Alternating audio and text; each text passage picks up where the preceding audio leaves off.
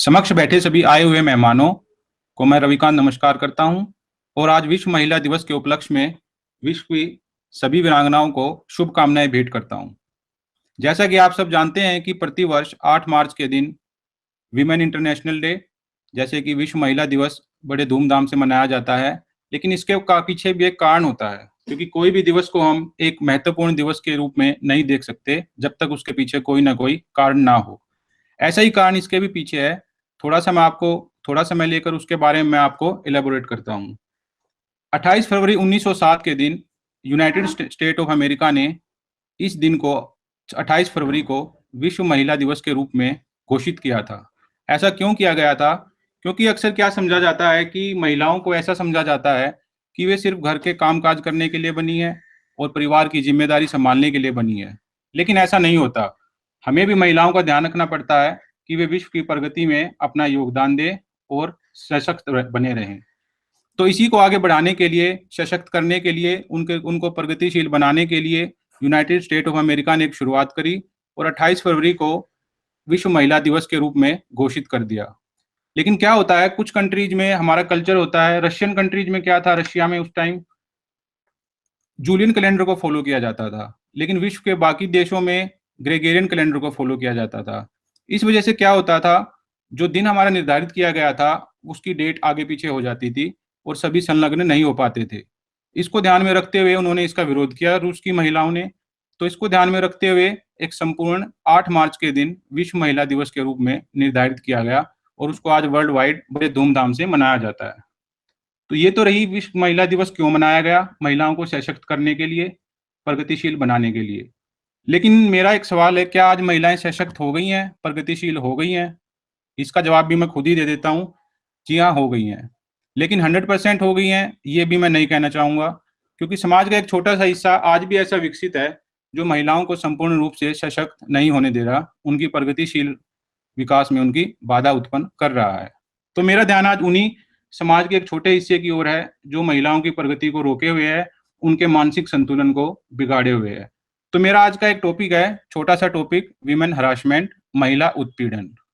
तो चलो अब चर्चा करते हैं, what is women harassment and महिला उत्पीड़न। महिला उत्पीड़न क्या होता है? हम एक एबनॉर्मल एक्टिविटीज करते हैं, वो शायद किसी के साथ भी हो सकती है, महिलाओं के साथ भी, पुरुष के साथ भी। उन एबनॉर्मल एक्टिविटीज के जरिए कोई भी किसी का भी मानसिक संतुलन को छेड़छाड़ करना, इसको कहा जाता है हरासमेंट। ये किसी के साथ भी हो सकती है, लेकिन आजकल देखा गया है कि विमेन के साथ थोड़ी ज्यादा हो रही है।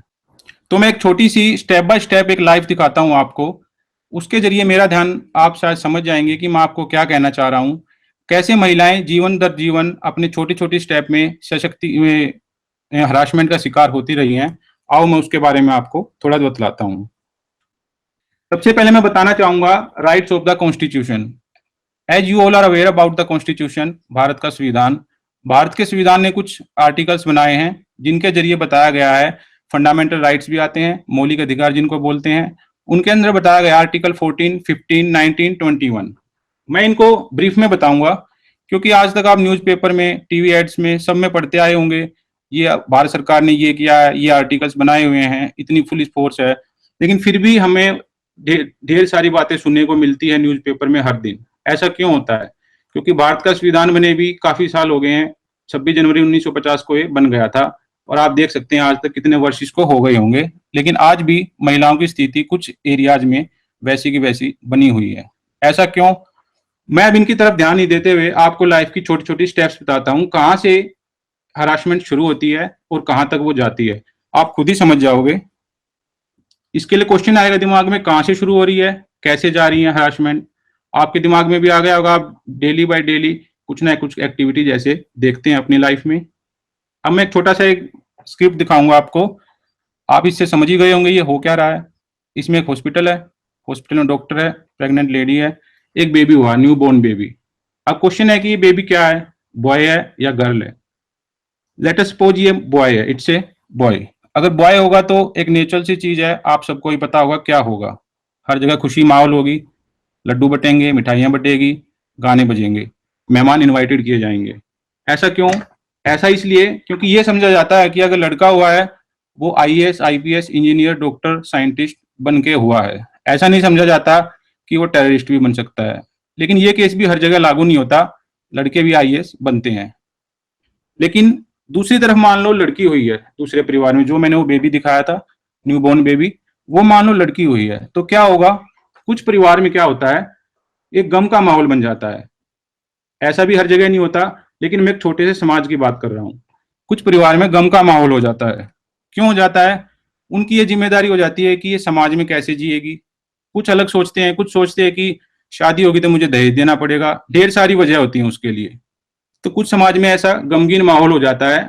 तो मेरा पहला सा एक जवाब होगा कि हरासमेंट कहाँ से शुरू हुई है? हरासमेंट खुद हम अपने घर से ही पैदा करते हैं। अपने घर से ही हरासमेंट पैदा करते हैं, महिला का उत्पीड़न। ये एक सोचने का विषय है। हम अपने घर से ही शुरू करते हैं और ब्लेम फिर सरकार पे डालते हैं कि सरकार इसके खिलाफ कुछ नहीं कर रही। अगला, जैसे जैसे लाइफ बढ़ती है, लड़के का भी जन्म हुआ है, लड़की का भी जन्म हुआ है, कुछ टाइम तक दोनों को एक जैसी सहूलियत प्रदान की जाती है। दोनों को स्कूलिंग की जाती है, एक जैसे बैग दिलाए जाते हैं, बुक्स दिलाई जाती हैं, सारी सुविधाएं होती हैं, उनके टीचर भी एक जैसे होते हैं। लेकिन ऐसा क्या होता है कि एकदम थोड़ा सा चेंजेज आने लगता है लड़की की लाइफ में। लड़का धीरे धीरे आजाद होने लगता है, उसको फ्रीडम मिल जाती है, लेकिन लड़की की फ्रीडम घुटने लगती है। ऐसा क्यों? ऐसा इसलिए कि कुछ ऐसे शारीरिक सामाजिक तत्व होते हैं, शरारती तत्व, जिनको मैं छोटा सा एरिया बोल रहा हूँ। वे शारीरिक सामाजिक शरारती तत्व क्या करते हैं? वे लड़कियों पे भद्दे कमेंट करते हैं, ठीक है, एबनॉर्मल एक्टिविटीज करते हैं, एब्यूजिंग करते हैं, गेजिंग करते हैं। उसकी वजह से लड़की का कॉन्फिडेंस कम होने लगता है। तो लड़की अपनी स्कूलिंग एज आज के टाइम में बोल पाऊँ 7th 8th 9th 10th कुछ भी हो सकती है, जैसा माहौल मिला हो, जैसे हमारे शारीरिक तत्व, जहाँ शरारती तत्व हमारे मिले हों, तो वहीं से उनका हरासमेंट शुरू हो जाता है जन्म के बाद। तो स्कूलिंग लाइफ से ही लड़की हरासमेंट का शिकार होने लगती है धीरे धीरे। लेकिन ये भी मैं कहूंगा कि ऐसा हर जगह भी नहीं है कि हर स्कूल में ऐसा होता हो। जहां समाज का वो छोटा सा अविकसित हिस्सा बना हुआ है, सिर्फ वहीं ऐसा पॉसिबल होता है। आगे जाके जैसे जैसे कॉलेज लाइफ में गई लड़की, कॉलेज लाइफ में जाने के बाद भी क्या होता है, वे जो शरारती तत्व है उनकी तादाद बढ़ने लगती है, उनकी जो हरकतें हैं उनमें भी इजाफा होने लगता है। वे अपनी मर्यादा का पालन ना करते हुए अपनी शरारतें बढ़ाने लगते हैं। लेकिन मेरा उनसे, आज के नौजवानों से ये सवाल होगा कि आपकी बहन, आपकी माता, वे भी कभी गई होंगी कॉलेज स्कूल में, तो उनके प्रति भी ऐसा हुआ होगा। तो अगर आप उनका सम्मान नहीं कर पाओगे तो अपने घर से क्या एक्सपेक्ट करोगे? कल को तुम्हारे भी होंगे बच्चे, होंगे बेटी होंगी, उनसे क्या एक्सपेक्ट करोगे? क्या अपने बेटे को भी ऐसा सिखाओगे? ये कुछ भी हो सकता है सवाल। हर किसी से सवाल भी हो सकता है, हर किसी से जवाब भी मिल सकता है। लेकिन नौजवानों से मैं ये भी कहना चाहूंगा कि एक संस्कृत में श्लोक है, यत्र नार्यस्तु पूज्यन्ते रमन्ते तत्र देवता। इसका अर्थ है, जहां नारियों का सम्मान होता है वहां देवता निवास करते हैं। मतलब अब मैं नौजवान से कहना चाहूंगा, आपके अंदर देवता भी छिपा हुआ है और राक्षस भी छिपा हुआ है।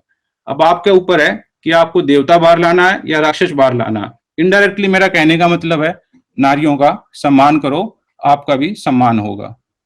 इसके बाद जैसे जैसे डेली लाइफ बढ़ती है, लड़की पार्टीज में भी जाती है, जॉगिंग पे भी जाती है सुबह के टाइम।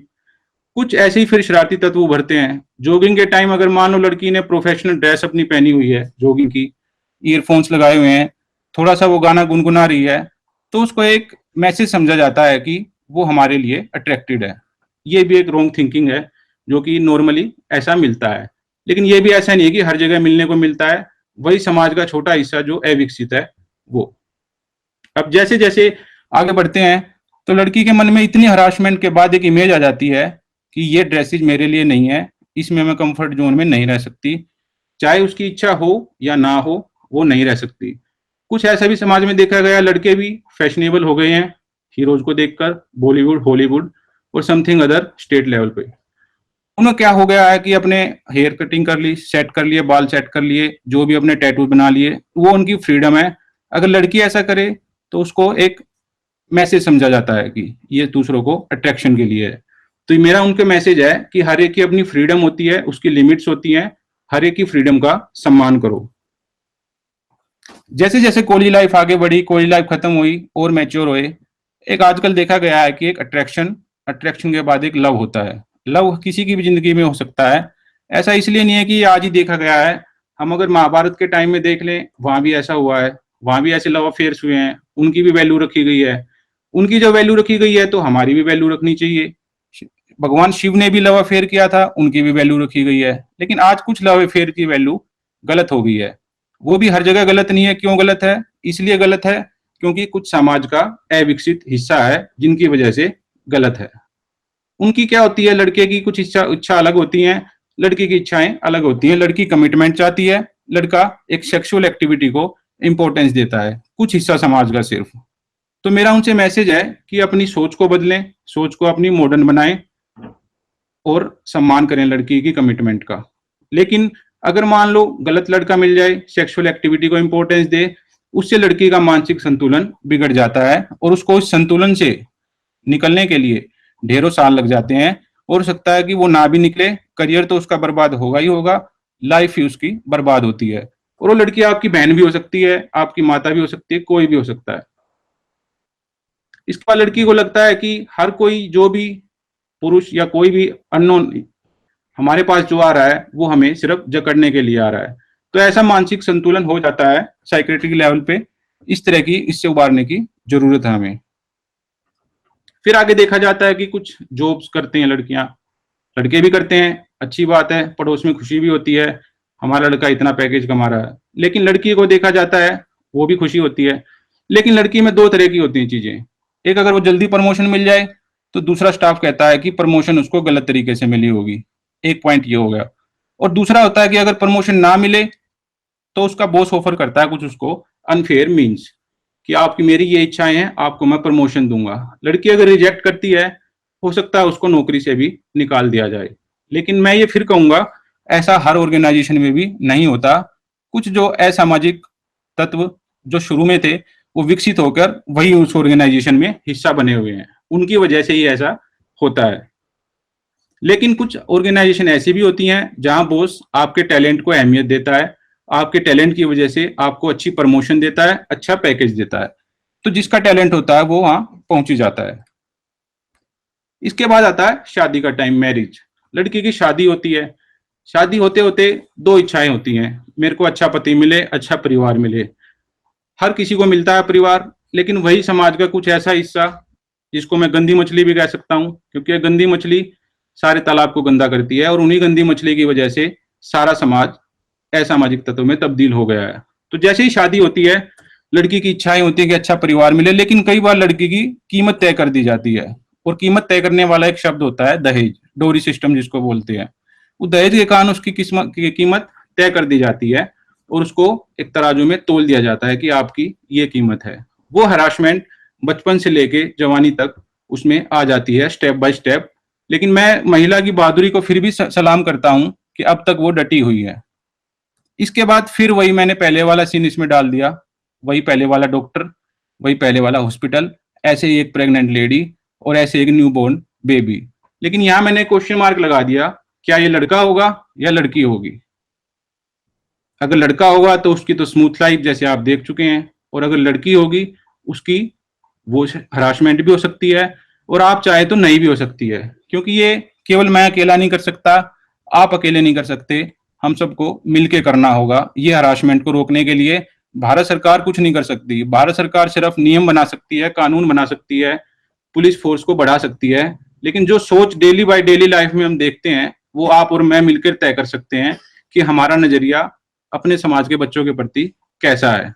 तो मेरी आपसे गुजारिश है, अपनी सोच को बढ़ाएं और महिलाओं के सशक्तिकरण और उनकी प्रगतिशील विकास की ओर थोड़ा ध्यान दें। और रेस्पेक्ट द वुमेन, वुमेन को रेस्पेक्ट करो, क्योंकि महिला केवल एक जीवन को जन्म नहीं देती, वो एक समाज को जन्म देती है, सिविलाइजेशन, सभ्यता को जन्म देती है। क्योंकि अगर हम एक महिला एक बच्चे को जन्म देती है तो ढेर सारे बच्चे होकर एक समाज का निर्माण करते हैं, और अकेला बच्चा भी एक बड़े समाज का निर्माण कर सकता है। तो मेरी गुजारिश है सबसे कि हरासमेंट को, इसको, उत्पीड़न को रोकने में अपनी मदद करें खुद की। क्योंकि अगर आप अपनी मदद कर पाएंगे तो देश का हर नौजवान अपनी मदद कर पाएगा, और उसकी वजह से जो देश में हरासमेंट हो रही है ये भी खत्म हो जाएगी। और मैं ये भी नहीं कह रहा कि सिर्फ अपनी कंट्री में ही इस तरह की हरासमेंट है, बाकी कंट्रीज में भी है। इसीलिए इस दिन को एक विश्व महिला दिवस यानी कि इंटरनेशनल वीमेन डे के रूप में मनाया जाता है, ताकि महिलाओं को प्रगतिशील बनाया जा सके। At the end of the day मैं आपको चंद पंक्तियां कहना चाहूंगा।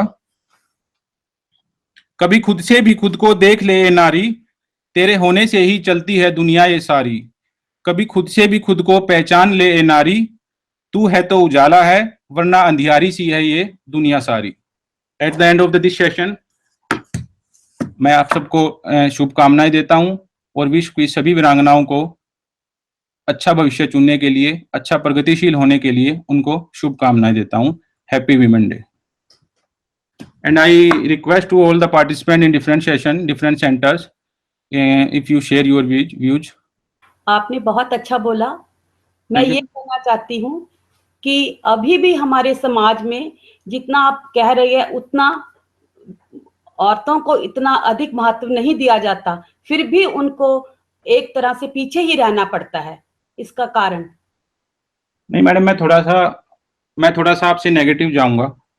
आप कह रही हैं कि अभी भी समाज में इतनी महत्व नहीं दी जाती। मैं फिर कहना चाहूंगा अभी भी उतनी ही महत्व दी जाती है जितना पहले दी जाती थी। लेकिन मेरा एक छोटा सा उदाहरण है। एक गंदी मछली पूरे समाज को गंदा करती है। जैसे एक गंदा अगर छोटा सा थोड़े 3 आदमी अगर गंदे हैं, वो विश्व के सभी आदमियों को गंदा कहलाने में पहल करेंगे। मैं ये कहना चाहूंगा कि आप अभी एक लाइव एग्जाम्पल ले सकते हो। कुछ दिन का पहले का है, इसरो कंपनी, इसरो आपको पता ही होगा, Indian space research organisation, 104 satellites उन्होंने लॉन्च किए थे। इसमें 8 महिलाओं का एक योगदान है। वे 8 महिलाएं, आप अगर उनकी उम्र देखें, अबाउट एवरेज निकालें 50 ईयर्स होगी, तो 50 ईयर्स की एवरेज है जो, वे भी किसी लेवल पे पहुंची हैं, उन्हें भी कुछ ना कुछ सहूलियत प्रदान की गई होगी। लेकिन आप अगर दूसरा एग्जाम्पल ले ले, ऐसी महिलाएं भी हैं जो उस लेवल तक नहीं पहुंच सकी। तो मेरा ये सारा सेशन उन महिलाओं के लिए था जो उस लेवल तक नहीं पहुंच सकी, प्रगतिशील नहीं हो सकी।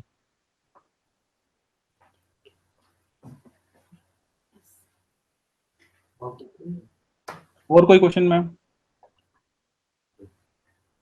Anyone participant from other center? Thank you. Thank you. Thank you very much. Thank you, ma'am.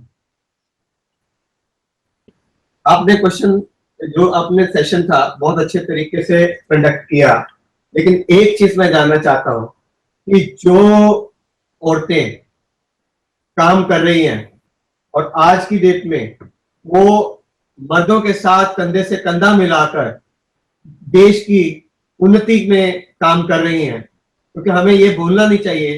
किसी भी, जैसे आपने जो साइंटिस्ट रही है कल्पना चावला, वो भी हमारे कंट्री से थी, वो भी एक तरह से जेंडर जो है वो दूसरा था, जो मर्दों का नहीं था।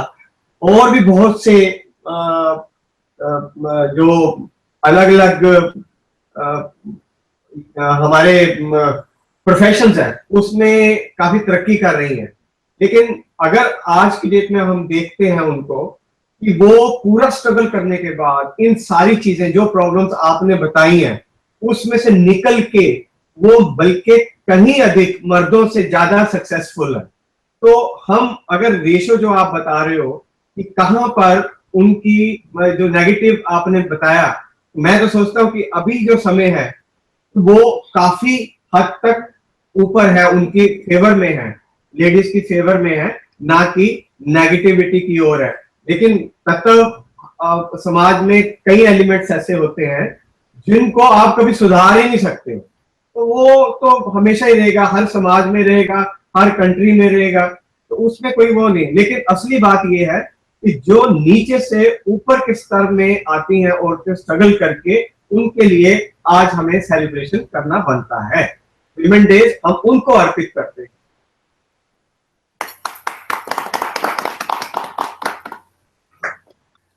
Welcome sir. मेरा एक फिर सर वही जवाब होगा, आप जैसे कह रहे हैं कि इन वीरांगनाओं के लिए हमारा सैल्यूट बनता है, वो तो सर कहने की जरूरत ही नहीं है, वो तो हमेशा ही बनता रहेगा। आज मेरा मैसेज उन वीरांगनाओं की तरफ भी था जो इस समाज का शिकार बनी हुई है। आप कह रहे हैं कि जैसे कुछ जो समाज है उनमें जो ऐसा बना हुआ है वो माहौल ऐसे ही बना रहेगा, ऐसा भी नहीं है सर। आप एक छोटा सा एग्जाम्पल लीजिए, जैसे फोगाट सिस्टर्स, अभी सबने मूवी भी देखी होगी दंगल। उस परिवार की अगर स्थिति देखी जाए, उनका बहुत विरोध होता था। वे सुबह रनिंग के लिए जाती थी तो गांव वाले क्या करते थे, कांटे वगैरह उनके रास्ते में रखते थे, इस तरह की एक्टिविटीज करते थे। जो वो सामान लेते थे उसको उखाड़ उखाड़ फेंक देते थे। उन्होंने लेकिन स्ट्रगल के बावजूद भी अपने आप को इस लेवल पे अचीव किया कि आज जैसे आप बोल रहे हैं कि उन वीरांगनाओं के लिए सलाम बनता है, इन वीरांगनाओं के लिए भी सलाम बनता है। लेकिन सर मेरी वही फिर आपसे बात है कि हीरा तराशने के लिए हमें ऐसा नहीं है कि सेक्टर 22 की मार्केट में जाना पड़ेगा। हीरा तराशने के लिए हमें एक खान में ही जाना पड़ेगा, जो कि बहुत मेहनत का काम है। वैसी वीरांगनाएं जो बनती है हमेशा मेहनत से ही बनती है, कोई छोटा काम अचीव करके तो इस अचीवमेंट को नहीं कर पाती। नहीं, आपने बिल्कुल सही कहा। मेरा कहने का अभिप्राय ये नहीं था कि उनके लिए, आपने अपने आप ही मेरे क्वेश्चन का आंसर दे दिया कि कोविड सिस्टर्स जो आपने बताया, वो देखो कितनी मेहनत करके, कितनी मुश्किलों से उठ के वो कामयाब हुई है, इसलिए आप याद कर रहे हैं। मेरा कहने का अभिप्राय ये है कि जो महिलाएं अपने, सबसे पहले अवेयरनेस उनको होना चाहिए अपने प्रति, अपने आसपास के माहौल के प्रति, तभी वो इन सारी चीजों की, इन कुरीतियों से, जो समाज में बुराइयां हैं, जो ऐसे एलिमेंट्स हैं, उनसे वो फाइट कर सकती है। ये मेरा कहने का अभिप्राय है। जिन लोगों ने कोविड सिस्टर के लिए उनके भागती थी जहां कांटे बिछाए हैं, उनके लिए वो फाइट करना भी जरूरी है, ना कि उनको वीरांगना को उनको याद करके कि उन्होंने इतनी कठिनाई से ऐसे गए हैं और ऊपर आई हैं, वो नहीं। हमें उनके सक्सेस को सेलिब्रेट करना चाहिए, उनकी स्ट्रगल को सेलिब्रेट करना चाहिए, और जो महिलाएं अभी इस चीज से ग्रसित हैं उनके लिए वो एक रोल मॉडल है, हमें उनको बताना चाहिए आज के दिन।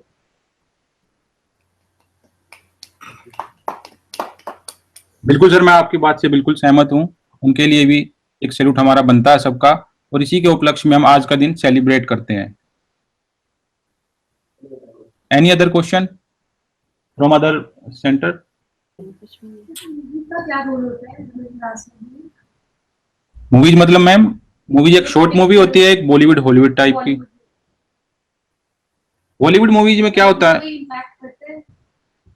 उसका असर मैं इस सेशन के जरिए वही समझाने की कोशिश कर रहा हूँ। बॉलीवुड में आप अक्सर देखते होंगे, हॉलीवुड में भी देखते होंगे, वहां पे थोड़ी मॉडर्न ड्रेसेज होंगी, थोड़े मॉडर्न सीन्स होंगे, छोटे मोटे किसिंग सीन होंगे, थोड़ा एब्रोड भी जा सकते हैं, उससे आगे भी जा सकते हैं। लेकिन वही मैं आपको बता रहा हूँ, समाज में दो तरह के लोग होते हैं, अक्सर मैं कहूंगा तीन तरह के लोग होते हैं। एक लोग हो गए जो अपने मानसिक लेवल पे बिल्कुल विकसित है, उनका अगर वो इस तरह की मूवीज देख रहे हैं जिसमें शॉर्ट ड्रेसेस पहनी हुई हैं, मॉडर्न ड्रेसेस हैं, मॉडर्न सीन्स हैं, वो उनको एक टैलेंट की तरह लेंगे, उसका टैलेंट देखेंगे, उसका टैलेंट क्या है, क्या उसने रोल किया, क्या उसने डांस किया है, उनका इनकी तरफ कोई ध्यान जाएगा ही नहीं। और एक छोटे, बिल्कुल छोटे समाज का लोग होता है, वो क्या सोचेगा, उसका ध्यान इस तरफ जाएगा, बिल्कुल वो इसको अलग तरीके से ले लेगा। उसी समाज की मैं बात कर रहा हूँ जो अविकसित तरीके से महिला ये वुमेन हरासमेंट का कारण बने हुए हैं। और एक बीच का सेशन होता है, बीच के लोग होते हैं, उनको इन चीज से कोई फर्क ही नहीं पड़ता, चाहे वो छोटा हो चाहे बड़ा हो, उनके अपने 250 रुपीज 300 रुपीज चार्ज करने हैं और एक मूवी देख के आनी है और अपना मजे में रहना। एक चीज है, Yes, sir. मैं आपको ये बताना चाहता हूँ, समाज में चेंजेस तो आ रही हैं। जैसे मान लो एक बिजनेसमैन था, वो पहले अपनी दुकान का नाम रखता था for example Vijay and sons, और आज हमारे पास एक ऐसा एग्जांपल है जिसने मतलब अपनी डॉटर्स के नाम पे विजय एंड डॉटर्स नाम से उसने शॉप के नाम, ऐसे अब शॉप्स के ऊपर नाम लिखने शुरू हो गया है। यानी जितना बेटे को इम्पोर्टेंस दी जाती है उतनी ही अब डॉटर्स को देनी शुरू हुई है समाज में। ये सबसे बड़ा एक प्लस पॉइंट है। आप जो कह रहे हैं ना कि छोटे समाज में या छोटे लेवल पे या हायर सोसाइटी लोअर सोसाइटी में कर, लेकिन ऐसा नहीं है। ह्यूमन हरासमेंट हर सोसाइटी में है। आप चाहे हायर लेवल पे देख लो, लोअर लेवल पे देख लो, मिडिल लेवल पे देख लो। हायर लेवल पे बहुत ज्यादा है, वो सामने नहीं आता है। छोटे लेवल पे वो सामने आ जाएगा, हायर लेवल पे नहीं आ सकता, छुपा लेते हैं या दबा लेते हैं। उसके बारे में आप क्या कहना चाहते हैं? सॉरी सर, आपको जो मैंने मैसेज दिया था आप थोड़ा सा उससे दूसरे पाथ पर चले गए। जो मैंने 3 समाज डिवाइड किए थे वो मैंने by profession, by money wise divide नहीं किए थे, वो मैंने बाय मेंटल लेवल डिवाइड किए थे। मेंटल लेवल 3 टाइप के होते हैं ना, मैंने वो समाज के हिसाब से किए थे। समाज में मैं भी एक छोटी फैमिली से हूँ, अब ऐसा नहीं है कि मेरे को भी इन पे कोई फर्क पड़ेगा, मैं भी बॉलीवुड की जो शॉर्ट ड्रेसेज हैं उनको अलग तरीके से देखूंगा। मेरा जो 3 पार्ट्स में डिवाइड करने का मीनिंग था वो केवल मेंटली लेवल पे था। उसमें कोई किसी के पास पैसे कम है, कोई हायर सोसाइटी से है, उसका कोई रोल नहीं होता। एक lower mental level higher society में भी हो सकता है और एक छोटे लेवल पे भी हो सकता है, जो मानसिक लेवल होता है। लेकिन और एक मैं सर का भी जवाब देना चाहूंगा, विनय सर का। एक क्वेश्चन अभी मेरा रहता है छोटा सा, कि आपने जो बात कही कि ये पीड़ित कहाँ से होते हैं, ये तो बाहर का आपने बोल दिया, जो घर से बाहर का। सबसे ज्यादा अगर आप डाटा देखें, घर में ही वो उसको प्रताड़ित किया जाता है या सेक्सुअल हरासमेंट होती है, जिसके बारे में वो घर से बाहर, वो समाज में वो बात कह भी नहीं सकती है। प्रॉब्लम सबसे बड़ी ये है, अगर वो कहती है तो दूसरे घर वाले उसको, अपने दूसरे परिवार के लोग जो मेंबर है उसको स्नब करते हैं, मत बताना। अगर पिता ने उसके साथ कुछ बुरा किया है, भाई ने बुरा किया, किसी और रिश्तेदार ने बुरा किया, उसके लिए आवाज नहीं उठती है, ना ही घर वाले उठने देते हैं। माँ ही या बहन ही या और कोई रिश्तेदार जो कि उसी जेंडर से है, वो भी उसको रोक देगी। उसके लिए आपका क्या कहना है? यहाँ सर मैं आपके दोनों सवाल, एक पहले वाला सवाल था, दोनों सवालों का जवाब साथ में इंटरलिंक करके देना चाहूंगा। जैसा कि आपने कहा कि समाज ही खुद रोकता है और हमारे घर से ही शुरू होता है, मैंने भी सेशन में यही दिखाया है कि हमारे घर से ही पहले हरासमेंट शुरू होती है, और एंड भी सेशन में मैंने यही किया है कि घर में ही हमारी हरासमेंट खत्म होती है। तो मेरा मैसेज भी यही था कि अगर मैं चाहूंगा अपने घर से शुरू करना, तभी मैं इस हरासमेंट को रोक पाऊंगा। और मैं आपका जवाब भी यही था, जैसे आपने कहा था कि आजकल दुकानों के नाम महिलाओं के नाम, अपनी बेटियों के नाम पे रखे जाते हैं। They are one of the candidate among them who initiates. तो मैं भी यही कहना चाहूंगा, केवल भारत सरकार इसको रोक नहीं सकती, ना केवल समाज रोक सकता, इसको मैं रोक सकता हूं, आप रोक सकते हैं, और लोग भी रोक सकते हैं। उन सबको ही मिलकर एक समाज कहा जाएगा। सर एक क्वेश्चन मेरा ये है, जैसे अभी मैडम ने पूछा था कि फिल्मों का क्या असर होता है। फिल्मों का, जैसा आपने बोला कि जिनका नॉलेज लेवल हाई है वो तो बोलेंगे कि ये एक्टर्स एक्ट्रेसेस हैं, लेकिन जो कॉलेज स्टूडेंट हैं वो भी चलो मान लिया थोड़े बहुत समझदार हैं, पर जो मिडिल स्कूल या हायर सेकेंडरी लेवल के बच्चे हैं वो तो उससे प्रवोक होते हैं। इसके लिए समाज, जो लोग फिल्में बना रहे हैं, उनका भी कुछ समाज के प्रति दायित्व है कि वो कुछ ऐसी चीजें फिल्म में ना इंक्लूड करें। ठीक है, तो ये मेरा एक सुझाव था समाज के लिए। बिल्कुल सर, मैं आपकी बात से बिल्कुल सहमत हूं।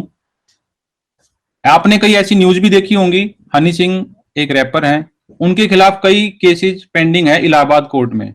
वो इसीलिए पेंडिंग है क्योंकि समाज का जो जागरूक वर्ग है, जो अभद्र भाषा को वो यूज करते हैं अपने गानों में, उसके खिलाफ पेटिशंस लगाई गई हैं और उनपे केस चल भी रहे हैं और उनपे जुर्माना भी हो रहा है, फाइन्स वगैरह भी चल रहे हैं। तो मेरी भारत सरकार से ये अपील है, ministry of information and technology से, कि आप जो सेंसर बोर्ड है उनके प्रति थोड़े जागरूक और ज्यादा रहो और इस तरह की हरकतें ना होने दें। क्योंकि जो एक बच्चा होता है 6th क्लास से लेके 9th क्लास तक, वो एक ऐसा पीरियड होता है कि आप जैसे चेयर पे खड़े हो और एक टांग लेके खड़े हो, अपनी एक टांग आपकी हवा में हो, आप इधर भी गिर सकते हो, और अगर आप दूसरी टांग चेयर पे ले आए तो आप बैलेंस भी बना सकते हो। ठीक वैसा ही पीरियड 6th क्लास से 10th class, 11th class, 12th class का पीरियड का बच्चे का होता है।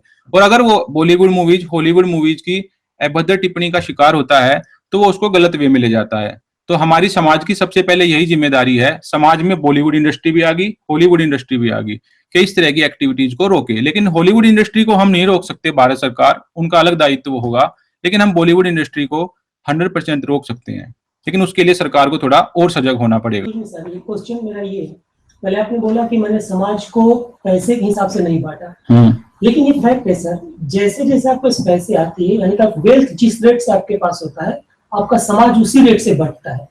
तो आपका थिंकिंग ऑफ लेवल उसी रेट से बनता है। एक गरीब इंसान है जिसकी टोटल इनकम 100 रुपए है मंथली, तो उसका लेवल ऑफ थिंकिंग 100 रुपए में ही सीमित होगा। उसके जो रोजमर्रा की फैसिलिटीज मिलती है, लेकिन जो वही जैसे हायर लेवल में जाते हैं तो उनका बढ़ते जाता है। तो सर ने जो क्वेश्चन किया कि आपने समाज का बंटवारा किया, वो 3 पार्ट में किया, पर आपने उसका कंट्राडिक्ट किया कि सर मैं पैसे के बेसिस पर नहीं किया, मैं लेवल ऑफ थिंकिंग के बेसिस पे किया। पर मेरा मानना है कि पैसे के बेसिस पर ही है। दूसरा क्वेश्चन ये है सर कि आपको भी पता है, अभी आपने बोला 6 to 10th के एज जो बच्चे होते हैं, उस एज में बच्चे एक पैर पे खड़े होते कहीं भी गिर सकते हैं। आप देखिए जितने भी स्टैंडर्ड के स्कूल्स हैं, बड़े स्कूल्स हैं, उसका ड्रेसिंग सेंस देखिए, छोटे से स्कर्ट उनको पहनाया जाता है जो 6, 7, 8, 9, 10th में बच्चे हैं।